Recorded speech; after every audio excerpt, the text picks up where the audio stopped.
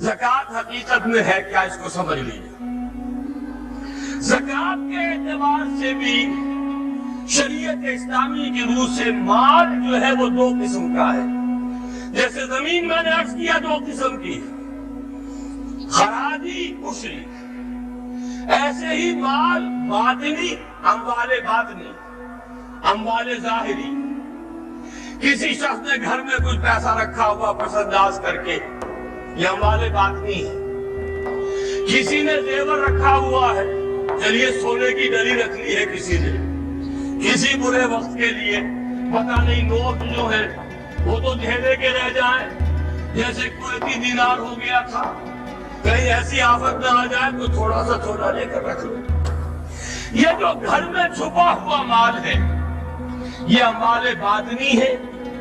ان کی زکوٰۃ اسلامی ریاست نظام خلافت زبردستی نہیں لیتی، ورنہ تو گھر گھر جا کے جامع تلاشی کرنی پڑے گی، ٹرنک کھولنے ہوں گے، تکیے ادھیڑ کر دیکھنے ہوں گے کہیں کچھ رکھا ہوا تو نہیں ہے۔ اسلام کا نظام فطرت ہے۔ اموال باطنہ میں آپ کو آزادی ہے، زکوٰۃ دے جسے چاہے دے دے، آپ کا اور اپنے رب کا معاملہ ہے، وہاں حساب جا کے دے دیجیے گا۔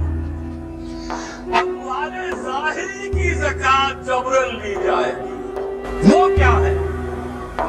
یہ مال ہے جو دکانوں میں ہے، اموال تجارت۔ یہ فیکٹریاں ہیں جن میں فنشڈ پروڈکٹ بھی ہے، خام مال بھی ہے۔ یہ بھیڑ بکریوں کے گلے ہیں، ہزار ہزار بھیڑیں اور ہزار ہزار بکریاں، اونٹوں کی قطاریں۔ یہ ہے جو ظاہر مال ہے، سامنے ہے، کہاں چھپا کر لے جائیں گے؟ گودام بھی ہے تو وہ گھر تو نہیں ہے، گودام کی تلاشی ہو سکتی ہے، دکان کا حساب لگایا جا سکتا ہے۔ فیکٹری کے اندر اس کی زمین، اس کی مشین، اس کے ٹولز ایگزمپٹ، اس پر زکوٰۃ نہیں ہے۔ لیکن جو بھی مال ہے اس میں، اور دو شکلوں میں ہوگا، یا خام مال ہے، کپڑا بنانے کا کارخانہ ہے تو دھاگا پڑا ہے اتنے کروڑ کا، تیار کپڑا ہے اتنے کروڑ کا، اس کا 2.5% دے دیجئے۔ مال ہے 5 لاکھ کا، دکان کے اندر 2.5% دے دیجئے، اموال ظاہر۔ اور اس میں اس سے کوئی غرض نہیں کہ سال بھر میں آپ نے کچھ کمایا کہ گنوایا۔ جب تک آپ نصاب کی حد سے اوپر ہیں، چاہے آپ کا اس سال میں آدھا مال گیا، 10 لاکھ کی مالیت تھی، اب آپ 5 لاکھ کے ہیں، لیکن 5 لاکھ پر بھی آپ کو 2.5% دینا ہے، چاہے کمایا ہو چاہے گوایا ہو۔ اور یہ ٹوٹل پر ہے، کسی اکاؤنٹنٹ کی ضرورت نہیں، جو تاریخ معین ہے جا کر دیکھیے کیا مال پڑا ہوا ہے، 2.5% حساب کر کے دے دیجیے۔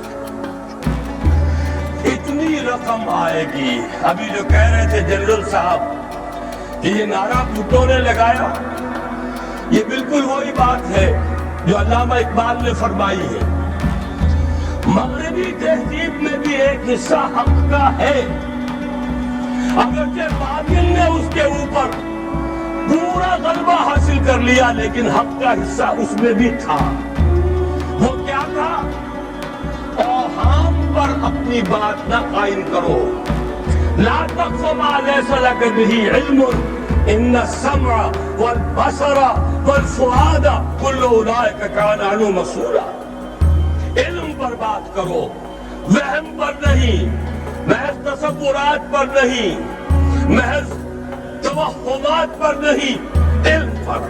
موقف تمہارا علم پر قائم ہونا چاہیے۔ یہ بات تھی، انہوں نے لی، توہمات کو ختم کیا، کھول آنکھ، زمیں دیکھ، فلک دیکھ، فضا دیکھ، مشرق سے ابھرتے ہوئے سورج کو ذرا دیکھ۔ لہذا سائنس بڑھی، ٹیکنالوجی بڑھی۔